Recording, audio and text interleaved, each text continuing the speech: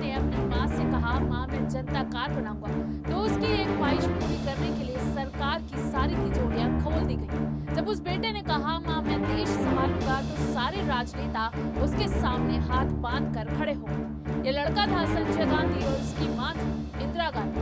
इंदिरा गांधी की सत्ता वापसी का श्रेय उनके इसी बेटे संजय गांधी को दिया जाता है।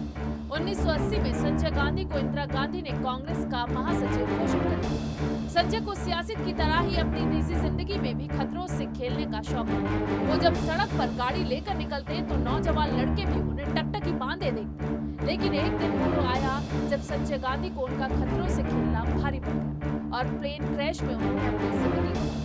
नमस्कार, मैं हूं मीनाक्षी गुप्ता और आप देख रहे हैं SPN 9 न्यूज। स्वागत है आपका हमारे खास कार्यक्रम किस्सा राजनीतिका में। आज किस्सा राजनीतिका में हम बात करेंगे संजय गांधी के निधन के उस दिन की, जब देश ने पहली बार आयरन लेडी को इस तरह फफक कर बोलते हुए। आज से 38 साल पहले की बात है। दिन था 23 जून 1980। सुबह का वक्त था। प्रधानमंत्री इंदिरा गांधी के घर से हरे रंग की मेटाडोर गाड़ी बाहर निकली और हमेशा की तरह इस बार भी गाड़ी को चला रहे थे उनके छोटे बेटे संजय गांधी, जो अमेठी से सांसद थे और एक महीने पहले ही कांग्रेस के महासचिव बने थे। लेकिन संजय को अपनी सत्ता और शक्ति के लिए इन पदों की दरकार नहीं थी। सब जानते थे कि पिछले 5 बरस से वही कांग्रेस के सर्वेसर्वा थे।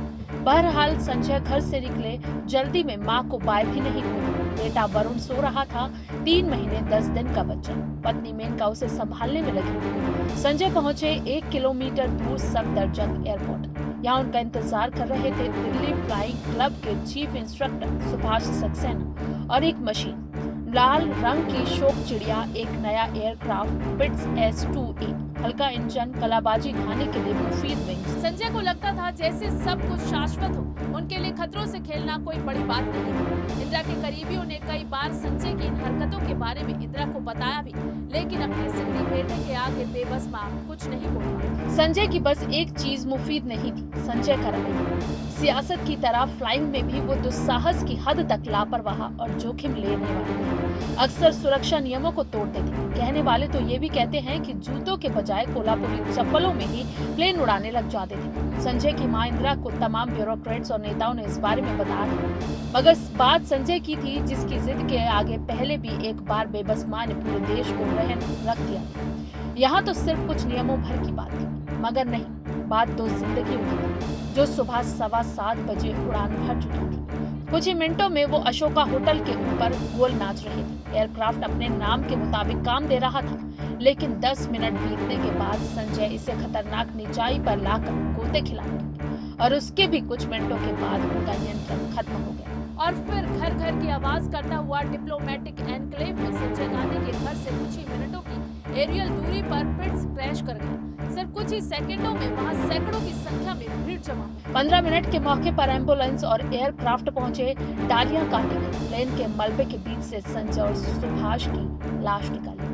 ब्रेन हेमरेज के चलते दोनों की मौके पर ही मौत हो गई। उन्हें वहीं स्ट्रेचर पर लाल कंबल से ढक कर रख दिया। कुछ ही मिनटों में वहां पर प्रधानमंत्री इंदिरा गांधी पहुंची अपने सचिव RK धवन के साथ। कार से उतरते ही इंदिरा दौड़ने लगी, फिर कुछ संभली, मगर बेटे की शक्ल देखने के बाद फूट कर रोने लगी। इंदिरा को संभालने वाला कोई नहीं था। उनकी ताकत छोटा बेटा और राजनीतिक उत्तराधिकारी संजय लाश बन चुका। संजय की बीवी मेनका घर पर थी। बड़ा बेटा राजीव, बहू सोनिया और उनके बच्चे राहुल और प्रियंका इटली में छुट्टियां मना रहे थे। पूरा देश सकते में था। सब अपने अपने ढंग से संजय को याद कर रहे थे। विरोधी दलों के लिए वो इमरजेंसी का खलनायक था, जिसकी पहली जिद थी जनता कार बनाना मारुति के नाम से, और इस सपने के लिए मां इंदिरा ने बैंकों की तिजोरियां खोली, सरकार की हर मुमकिन मदद की। कार फिर भी नहीं बनी, मगर बेटा तब तक सरकारें बनाने बिगाड़ने में लग गया था। इमरजेंसी के दौरान उसने कभी सेंसरशिप की आड़ में पत्रकारों को धमकाया, तो कभी पूरी की पूरी फिल्म की रील ही चिलवाई। तुर्कमान गेट पर मलिन बस्ती हटाने के लिए गोलियां चला दी। नसबंदी कार्यक्रम के लिए जबरदस्ती की गई और पब्लिक जबरदस्त थी, मसट मारे बैठी रही। और जब बारी आई तो ऐसा पलटवार किया कि मां इंदिरा रायबरेली से और बेटा संजय अमेठी से पूरी तरह चुनाव हार गए। इसके बाद शुरू हुआ ट्रायल का दौर। संजय गांधी पर एक के बाद एक मुकदमे लगने लगे। उनका तमाम वक्त पेशी में बीता, मगर इसे भी संजय ने शक्ति प्रदर्शन का जरिया बनाया।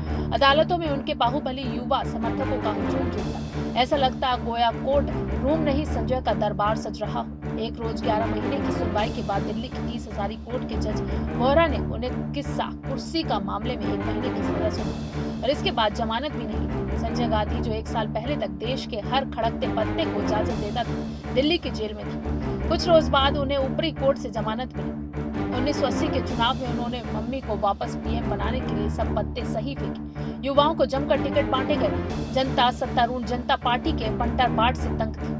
कांग्रेस केंद्र में वापस लौटी और लौटा संजय का रसूख। वो पहला और इकलौता चुनाव भी तभी जीते, अमेठी से ही। जल्द ही उन्होंने मम्मी को एक काम के लिए राजी कर लिया। 9 ऐसे राज्यों में जहां कांग्रेस सत्ता में नहीं थी, विधानसभा भंग करने का फैसला किया। कहा गया कि देश ने नया जनादेश दिया है, इन्हें भी नए सिरे से इसे मानना होगा। चुनाव हुए तो 8 राज्यों में कांग्रेस सत्ता में वापस लौटी। इसका श्रेय भी संजय को दिया गया। उन्होंने सभी जगहों पर अपने लोगों को सीएम की कुर्सी पर बैठाया।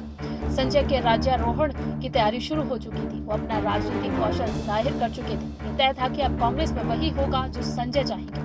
इसलिए तमाम बूढ़े पुराने नेता भी घुटने मोड़कर दंडवत करने लगे थे। मुख्यमंत्रियों को तो अपनी ऑक्सीजन ही यहीं से मिलती थी। और तब अचानक संजय चल बसे। सबके समीकरण हिल गए। मगर जल्द ही समझ आ गया कि संजय के बाद बारी राजीव गांधी की। जो नहीं समझे ने संजय की नाराज विधवा मेनका गांधी संग। मेनका ने संजय विचार मंच नाम से पार्टी बनाई, अलग चुनाव लड़ा। 1984 में अमेठी से राजीव को चुनौती देने पहुंची और खेद रही। मगर जनता दल के उदय के साथ उनकी किस्मत भी चमकी। बाद में वो बीजेपी में आ गए और बेटा वरुण भी कमल सहारे खेलने की कोशिशों में लगा।